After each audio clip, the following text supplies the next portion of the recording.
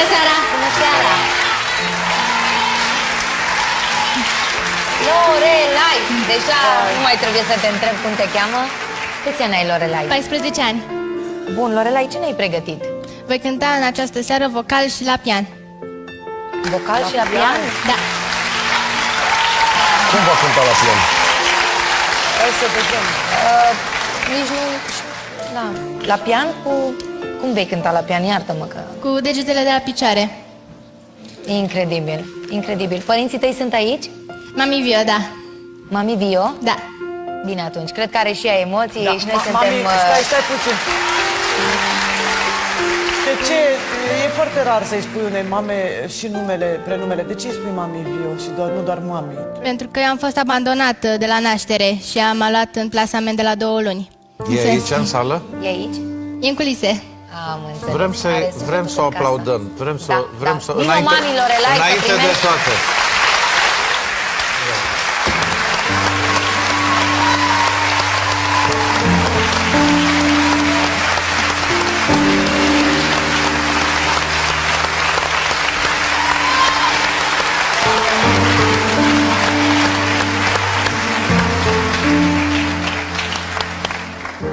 Abia aștept să te ascult. Succes!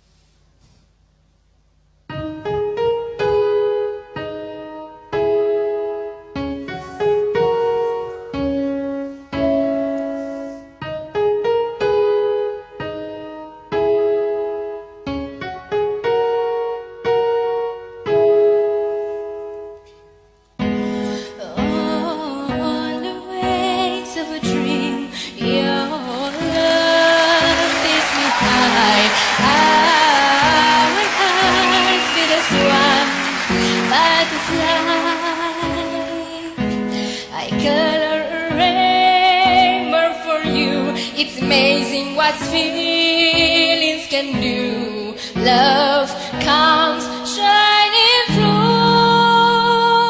A million stars tonight are rising from your heart. A million dreams will do come true. A million stars tonight make everything go right. 'Cause all those dreams are made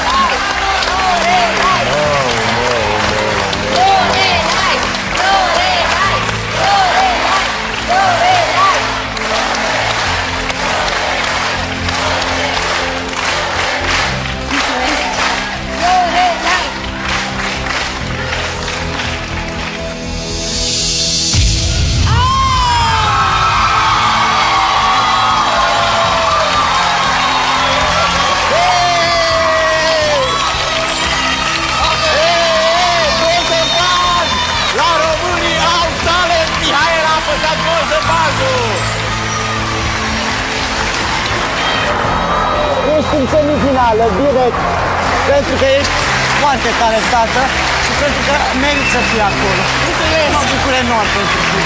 Mulțumesc! Doamne, trebuie să cităm lacrimi. Mai vă mulțumesc! Mulțumesc din suflet!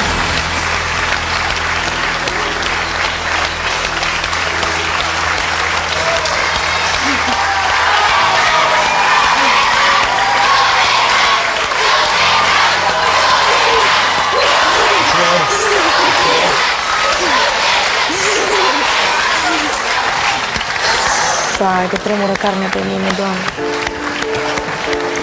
Mulțumesc din suflet! Bravo. Sunt foarte fericită! Eu nu contenez să mai primesc lecții de viață în emisiunea asta, care, în mod cert, o să le țin minte toată viața și care îmi fac viața mai ușoară. Pentru că, știi, noi avem obiceiul ăsta de a ne pierde cu firea, a ne enerva. Mi se pare că lucrurile nu sunt așa cum ne-am dorit noi să fie. Uite aici, o demonstrație de... Da, n-am ce să zic. E peste puterea mea, dar în același timp este marea bucurie de a constata ce pot face oamenii. Cred că momentul în care mi s-au muiat cu adevărat genunchii a fost când am văzut-o că plânge și n-avea cum să șteargă lacrimile. Și când am dat să o îmbrățișez, mi-am dat seama că ea nu mă poate îmbrățișa pe mine.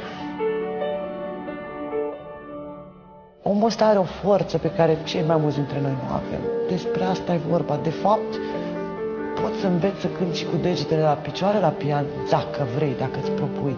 Poți să ajungi pe scena de la România au talent sau oriunde vrei tu, atâta timp cât crezi în pasiunea ta și în forța ta de a scoate din tine ce ai tu mai bun și mai frumos, indiferent de cum arăți, de ce probleme ai, de ce viață ai. Câtă putere să ai, tată? Parcă sunt în stare de șoc, serios.